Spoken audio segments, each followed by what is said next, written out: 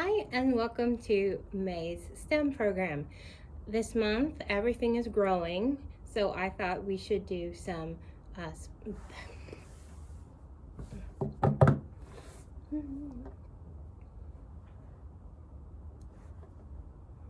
Hi everyone, welcome to May's STEM experiments. Everything is growing outside and I thought we should do some garden experiments to celebrate May. We are going to discuss two things. The first thing is greenhouses and how they help plants grow, and we will make our own greenhouse with items you can find at home.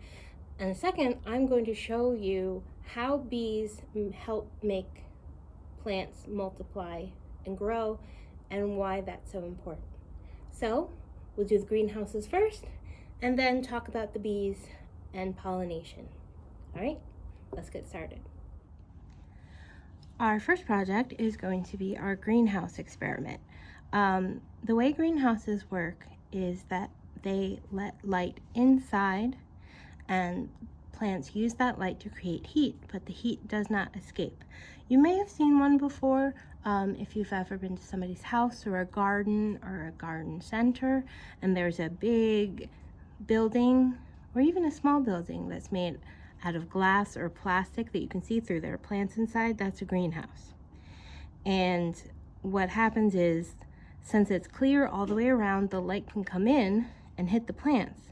Now the plants turn that light energy into heat energy, and the heat energy doesn't escape.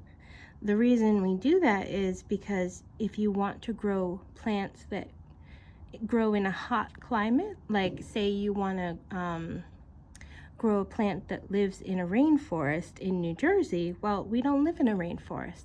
But what you can do with a greenhouse is you can make it hot and humid like a rainforest so that plant will grow. Other ways people use this is they use a greenhouse to keep plants warm over the winter so they don't die like the plants do outside. In this instance, we are going to be trying to make some beans grow. I've cut 2 paper plates into kind of a house shape with a window. You can decorate it if you want to, you don't have to, but we are going to be using a sandwich bag as those glass or plastic panels. And I have 2 dried beans here and some wet paper towels and a stapler. What we're going to do is we are going to place the sandwich bag in between our 2 paper plates so that we can get the beans to grow, hopefully. I'm putting 2 in there just in case one doesn't grow. You have a double chance of it growing. So what I'm going to do is I'm going to put these beans inside a damp paper towel. This is going to help create that warmth and moisture that these are going to need to grow. And you'll see how we're going to make it a greenhouse pretty soon. So I have a damp paper towel. I'm putting my two beans in there. I'm going to give them a little space so that if they both do start to grow, they're not in each other's way. Okay, and I'm putting that inside the sandwich bag. Okay, it's hard to see, but they are there.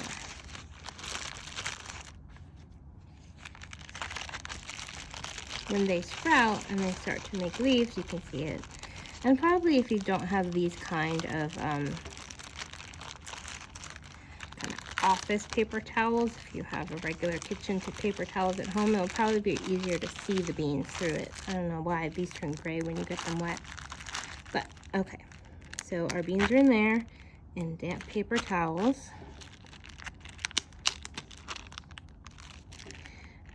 And what we're going to do is we're going to staple it inside our greenhouse so we can watch them grow. The important thing is you do not want to put any holes in the bag with your stapler because we need it to be an insular environment, which means nothing comes in, nothing goes out. So our staples are going to go in this top bit where you pull from. So the staples can go through this bit. So what I'm going to do is I'm going to staple them right now.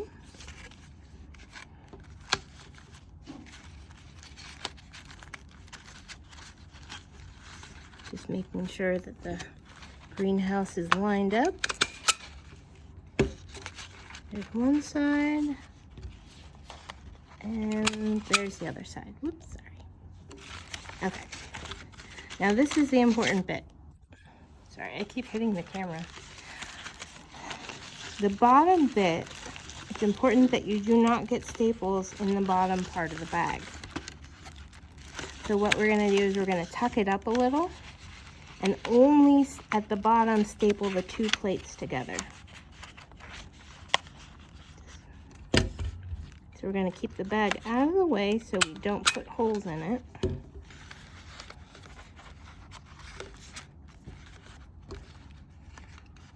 Staple our paper plates together. And there we go. That is our greenhouse. You can tuck the edges of the bag inside. Now, what you're going to do with this is you're going to put it up on a window where it can get plenty of sunlight. And then it's going to act like a greenhouse. Hopefully the beans will start to grow, and they're going to take that sunlight, turn it into heat, and use the moisture to start to grow. You can also keep an eye on it to make sure that the paper towels inside are still damp, because it is a plant, it still needs water. So if you need to, you can always open up the bag and add some more, maybe mist it with some water. Okay, so that is our greenhouse, and that is something that you can do at home. I used just any dried beans I had in my cupboard. Okay, on to the next experiment. All right, our next garden science experiment is about bees. So here is my bee. I made it out of pipe cleaners and a chopstick. And although it is cute, what we're using it for today is to demonstrate how bees help plants grow and make more plants. Bees are what's called pollinators. And that means they go to a plant, pick up pollen, and as they move to another plant, leave that pollen there. And that's what helps the plants pretty much make babies. The bees help them out. So I'm going to show you. Let's pretend this area over here is a flower, and the glitter is the pollen. So the bee comes in and lands on the flower, does its thing, moves around a little bit, and then flies away. But if you turn it over, you'll see now there's pollen all over the bee.